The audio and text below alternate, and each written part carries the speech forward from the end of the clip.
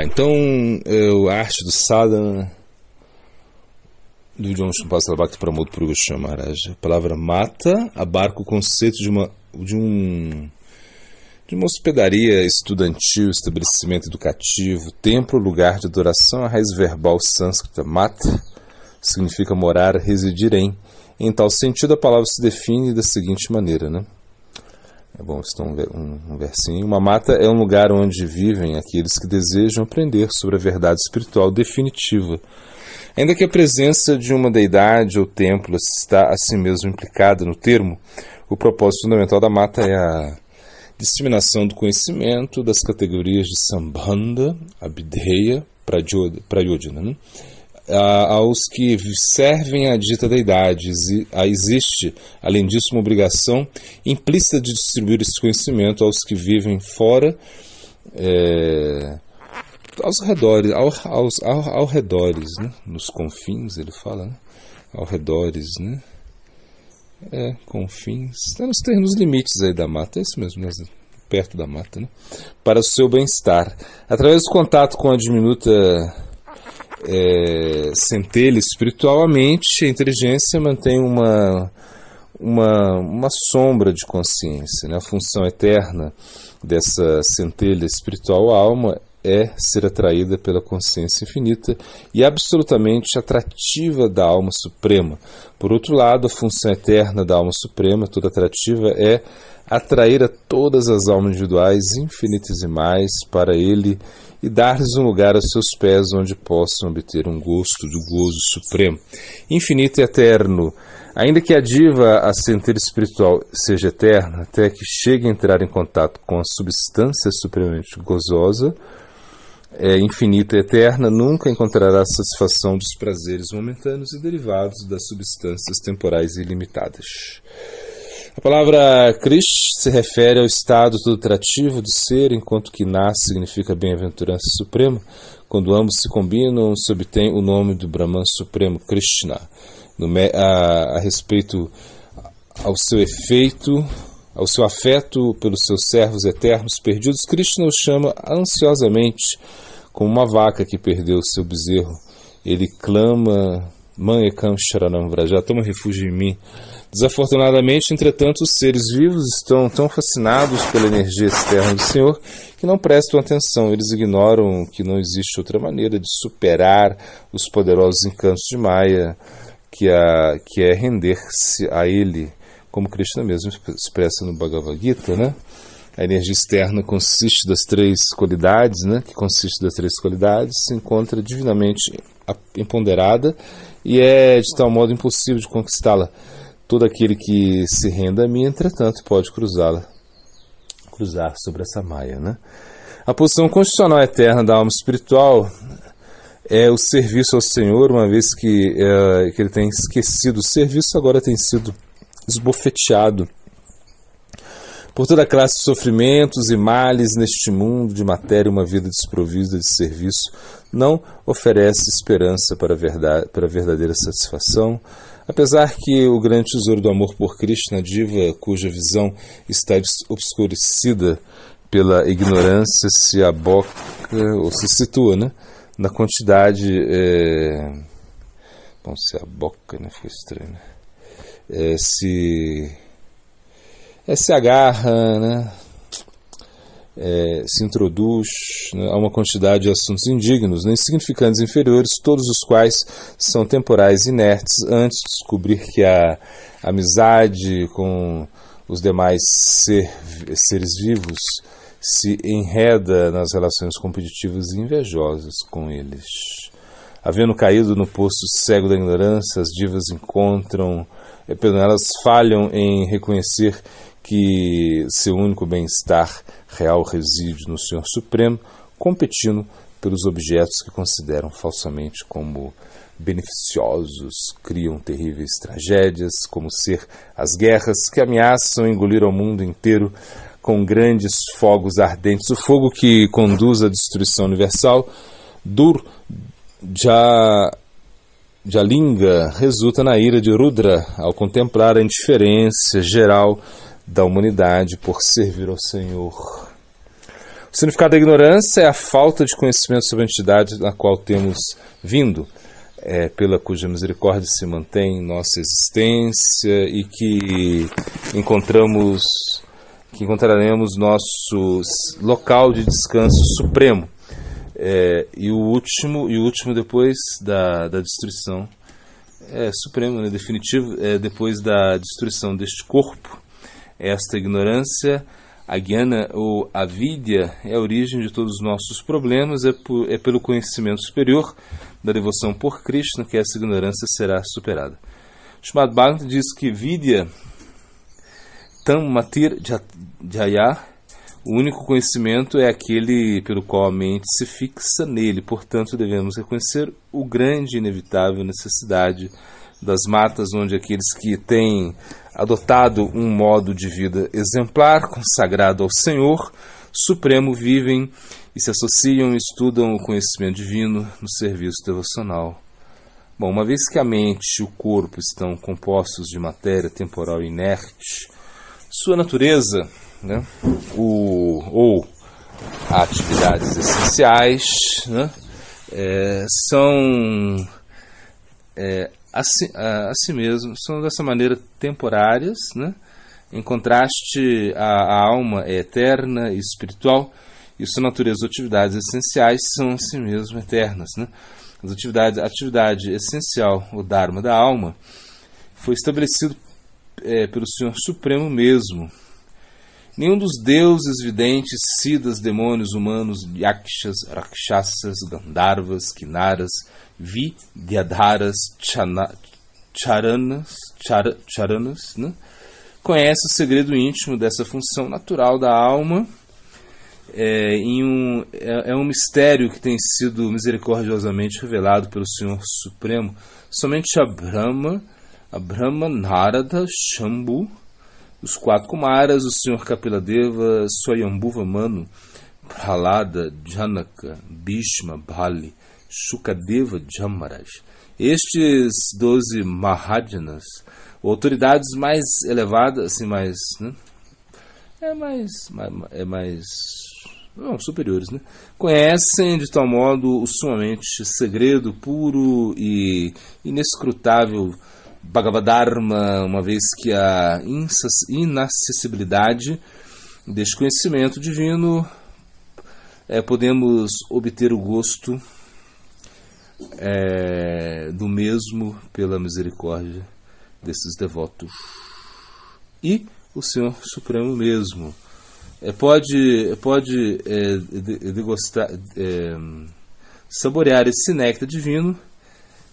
Poder, né, saborear este néctar divino é certamente uma questão de grande fortuna.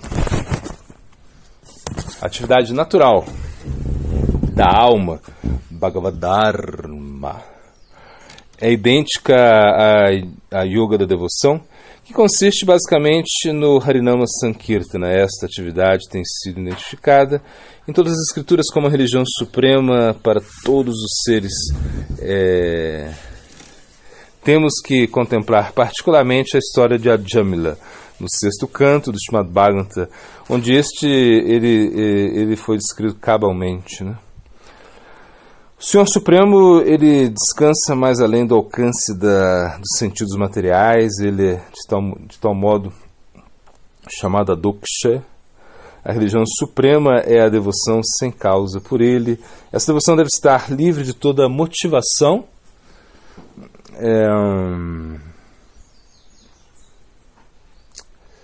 Alguma motivação diferente, né? Ou seja, por exemplo, o desfrute sensual, pessoal, a liberação, as perfeições místicas, e é ininterrupta por outras classes de atividades, como karma, jnana. Isso se declara no primeiro canto, segundo capítulo, chamado Bhagavatam. Quando Dharmaraj tomou a aparência de uma garça e fez perguntas ao Yudhishthira, uma delas era a respeito da verdade da religião. O Pandava mais velho respondeu, né? É muito difícil entender o segredo da religião, mas aquele que segue os passos das autoridades mais elevadas, né, Mahajanas, com certeza ele vai triunfar. Os Mahāyanas são grandes devotos naqueles que se encarnam nos ensinamentos chamados Bhagavata, né? Que encarnam os ensinamentos chamados Bhagavata. Assim sendo, todo aquele que deseja compreender as doutrinas da religião Bhagavata deve seguir absolutamente o passo dessas grandes autoridades, como Shuka Vyasa. O pai da criação Brahma recebeu as doutrinas essenciais do Bhagavata em uma forma condensada em 4 versos essenciais, diretamente do Senhor mesmo, o vidente dos deuses. Narada o escutou, seguidamente dele Vyasadeva logo escutou o Bhagavata de Narada Muni. Shukadeva recebeu os ensinamentos de Vyasa e Parikshit de Shuka. O Shrava Sutta escutou o chamado Bhagavatam como foi falado por Shuka a Parikshit, e seguidamente foi narrar todo o Purana aos sábios da Misharanya, guiados por Saunaka. A partir dessa história podemos observar a disseminação dos ensinamentos do chamado Bhagavatam. Em nossa era, o Avatar Dourado, o purificador de Kali Yuga, Gaurahari e seus associados aceitaram o chamado Bhagavatam como o rei de toda a literatura, o melhor de todas as escrituras e o comentário genuíno sobre Vedanta. Mahaprabhu chamou, em tal sentido, o chamado Bhagavatam como a fonte mais autorizada do conhecimento sobre o Brahman Supremo. Em vista disso, é evidente o dever daqueles que vêm a mata estudar e ensinar tal grande escritura, né? O Srimad Bhagavatam descarta todas as compreensões falsas e incompletas da religião. Em consequência, o próprio Bhagavata expressa. Bom, este é um verso aí. O belo Srimad Bhagavatam é o Purana imaculado, a escritura mais querida dos Vaishnavas, o conhecimento supremo, que é a única riqueza dos Paramahansas, é ali glorificado. Aquele que leia descobrirá a liberação que provém do conhecimento, a renúncia, a devoção. O ser humano que leia e estude o Srimad Bhagavatam e seguidamente o analise e medite naquilo que escutou e estudou, somente por esse ato devocional ele será liberado. Sendo assim, deve se entender que o Srimad Bhagavatam revela mais que meramente o meio para alcançar a liberação, também mostra como alcançar o nível último liberado do Prema Bhakti.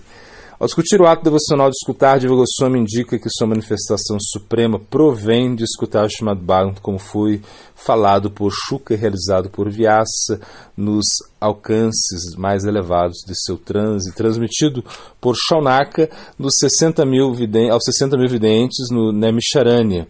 Em seu Tattva Sandarbha, Jiva cita o Garuda Purana, que classifica o Bhagavatam como significado do Vedanta Sutra. A explicação do propósito do Mahabharata, um comentário sobre o Gayatri Mantra e uma elaboração dos próprios Vedas. No capítulo 25 do Madhya Lila, no Chaitanya Charitamrita, Prakashananda Sarasvati solicitou escutar o significado fundamental do Vedanta do Sr. Mahaprabhu. Mahaprabhu elaborou sobre as glórias do Srimad Bhagavatam, reiterando que o Srimad Bhagavatam é o comentário natural sobre o Vedanta Sutra. Semente da árvore do desejo da literatura védica é a sílaba Om, também chamado Pranava. A semente germina e se converte em uma planta, o mantra Gayatri, que é chamado de mãe do Veda. Se refere e explica o Pranava. O fruto da árvore védica, do desejo do Bhagavatam, é, em sua forma compacta, o Chatushlok, do Bhagavatam. Este Bhagavatam essencial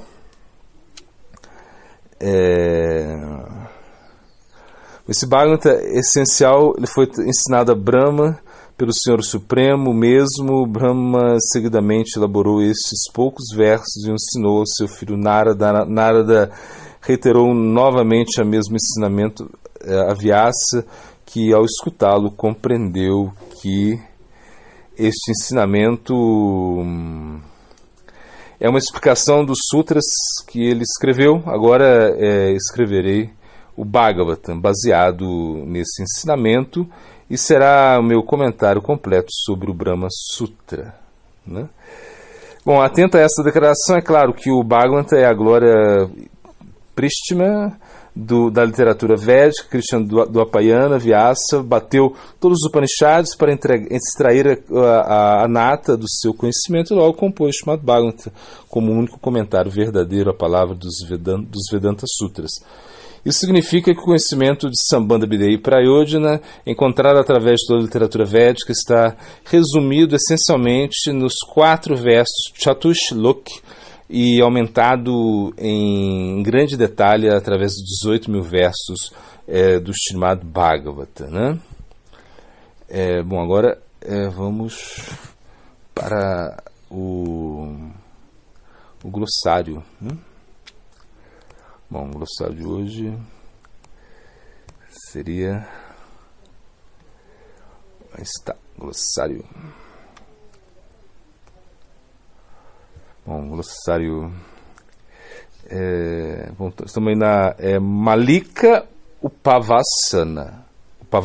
Malika Upavasana. As japas não devem jejuar. Malika Upavasana. E os Siddhanta,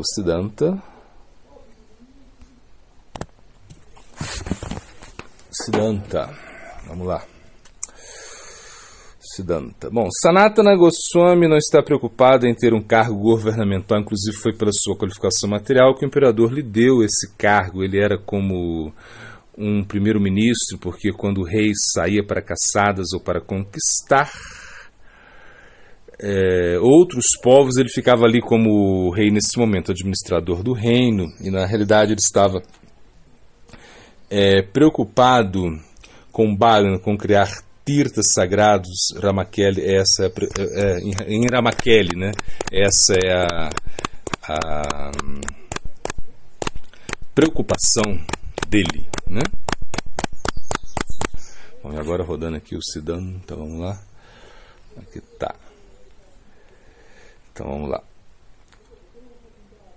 Bom, se explica que Tulasi tem um Urja Shakti, um Shakti muito poderoso. Na verdade é o Shakti de Radha e Krishna no mundo espiritual. Ela se manifesta nesse mundo através de Tulasi, e por isso Tulasi é muito poderosa, né? Então os Goswamis pegaram as escrituras como se fossem fazer uma guirlanda. Então é como se estivessem furado essas pedras, encertado todas elas. Então eles fizeram com o conhecimento para a gente. Eles facilitaram muito a nossa vida. Em Kartika Vrata, Radharani é a Shakti que rege esse mês, Urja Shakti. Através desse mês a gente entende que qualquer serviço vai chegar a Radharani. Bom, esse exemplo do rato que abandonou o corpo comendo uma mechinha, ficou preso ali, isso é considerado Arupa Siddha Bhakti. Não é Bhakti em si mesmo, mas como Bhakti é inerente no contexto, Krishna aceita isso. Nesse caso, Kartika é muito poderoso. Então, essa atividade meio inconsciente, que não é Bhakti diretamente, deu resultado. As idades em Chicago, que Swamaraj Prabhupada instalou, que é Kshora e Kshori. Aí um devoto perguntou, mas então não deveria ser o contrário, porque Shora significa Krishna e Shori é Radha. Então o devoto perguntou, Radha não deveria estar primeiro? O nome da deidade era o contrário. Swamaraj Prabhupada falou, vamos deixar o melhor para o final. Kartika Vrata é muito especial, acontecem muitas coisas nesse mês. Por exemplo, é o mês de Damodara, onde Damodara Lila acontece. É o mês que Krishna levanta a colina de Govardhan, é o mês que aparece o Radhakunda. Tem também Dwali, onde as pessoas entendem que é quando Ramachandra volta para Ayodhya depois de ter matado Ravana. Então assim é o mês de Kartika Vrata, o mês de Radha. Krishna diz que entre os meses ele é o mês Navashesha, depois tem que... Navashesha, mas é o mês que vem depois de Kartika, e Kartika é o mês de Radha. Então o que significa o quê?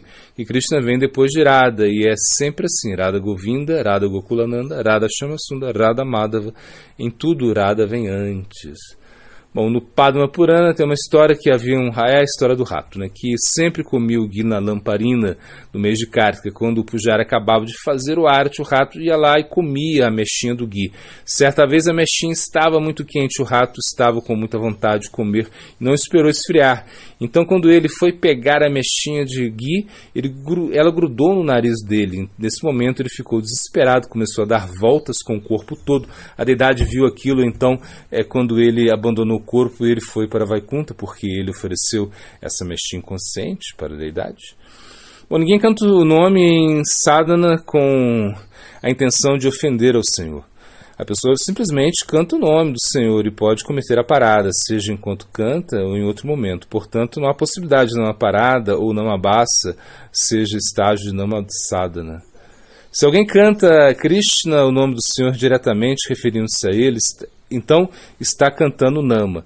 Mas se alguém canta as palavras Krishna Rama e assim por diante, referindo a outra pessoa, que não o Senhor, isso é Namabhasa, o canto incidental do canto do santo nome. E de Deus, que então se refere a outra pessoa com o mesmo nome, é chamado Namabhasa. Namabhasa é possível quando o nome do Senhor faz parte de outro nome.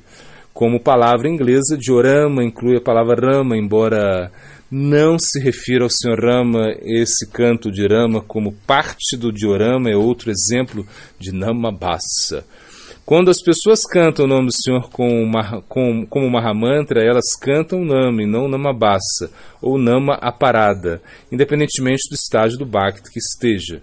O Nama é sempre um nome e é sempre puro apenas quem canta que é impuro. Enquanto quem canta for impuro, o santo nome não revelará sua plena potência. Não é que o nome cantado por um neófito seja Namaparada. O que é cantar Namaparada, a pessoa chega ao nível de cantar Namabhasa e finalmente ao nome puro. Se fosse verdade que todos cantam em Namaparada no início, então ninguém jamais alcançaria além desses estágios. Ao invés disso, todos acabariam caindo devido a Namaparada. Mas isso não é o caso, portanto, tal entendimento é impróprio. Se alguém canta a Mahamantra, com isso poderia-se cantar a Namabhasa, ele está chamando o nome de Krishna e não o nome de outra pessoa. Para um sadhaka, o nome é sempre o nome, os únicos obstáculos são as ofensas contra o nome. À medida que a pessoa fica livre das ofensas, o nome manifesta sua potência cantando. As ofensas são como uma nuvem que cobre nossa visão do sol, da mesma forma as ofensas obscurecem o brilho total do nome de nossa visão. O nome é sempre puro e cheio de potência, mas as ofensas agem como uma barreira ao nosso redor, elas obstruem nossa visão do nome e este é o mesmo princípio que impede nossa realização de Krishna. Embora Krishna esteja presente em todos os lugares, não vemos por causa de nossa atitude não devocional. Se tornamos devotos no verdadeiro sentido, poderemos sentir a sua presença sempre, assim como fogo em vários tipos de madeira aparenta ser diferente por causa das diferentes qualidades da madeira. Paramatma é a única, mas aparenta ser de muitas variedades porque ela está situada em diferentes corpos. Conhecimento Sambandha Gyana vai ser realizado quando nós nos aplicamos em Diksha, ou seja, quando Diksha se manifesta em nós e na nossa prática. Sambandha Gyana não é somente conhecimento teórico, significa que você tem que colocá-lo em prática. Embora Diksha signifique que o karma tenha acabado, a gente entende que em Diksha recebemos ferramentas apropriadas para que possamos destruir o karma, né? Agora o Hari Bhakti Vilas. Vamos ver aqui. Temos aí Hari Bhakti Vilas. Temos. Aí o 32, aí do terceiro Vilasa, né? Parece. Terceiro Vilasa. 32, de acordo com alguma necessidade, algumas vezes uma instrução particular é repetida, aquele que pratica serviço devocional deveria meditar na forma, passatempos de Krishna, de acordo com sua capacidade e entendimento. 33, simplesmente por cantar os santos nomes do Senhor Supremo, relembrar dele, uma pessoa obtém um resultado de se banhar em todos os locais de peregrinação e assim se purificar, tanto interna quanto externamente. Aí o 35... todas as reações pecaminosas da pessoa, qual canta o santo nome do Senhor Madhusudana, tão logo se desperta da cama, automaticamente são anuladas. Aí foi o Hari Bhakti Vilas. Agora vamos ver aqui. Bom, seria o filosofano, né? Mas a gente tem o filosofano aqui. Aí tem filosofando. Vamos lá. O homem de pouco conhecimento espiritual cresce como um touro e sua carne aumenta, mas não a sabedoria. Mas a sabedoria não. É Dharmapada, deve ser, né? Ok. Versos, a gente está fazendo sem fazer versos ainda, né? Estamos preparando mais aí para recordar os versinhos, né? A gente tem vários aqui, vamos recordar um pouquinho, né? Então tá lá.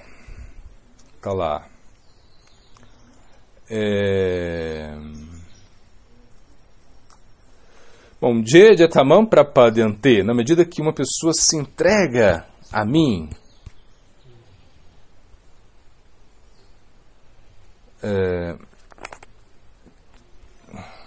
o outro seria Kalan nae Akilan, utilizando para isso todo o seu tempo, 24 horas por dia, Iti Upadesha Charan, essa é a essência de todos os conselhos. Esse.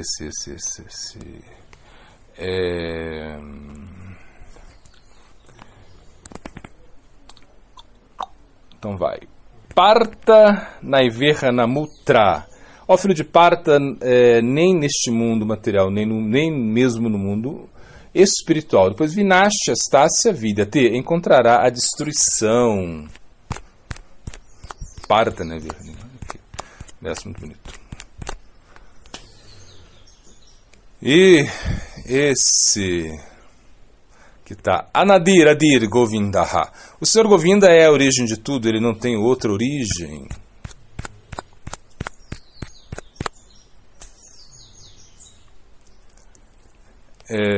Paratasmatu Bhavanyo Vyakto Vyakta Sanatanaha. Entretanto, há uma outra natureza manifesta que é eterna, transcendental, esta matéria manifesta e manifesta. Ok, e aí para Panna Divanamrita. Estamos para Panna Divanamrita. Vamos ver o que a gente tem hoje. Opa! Perdi a marcação. Caramba. Ah, não. Perdi. A gente vai ter que saber onde está.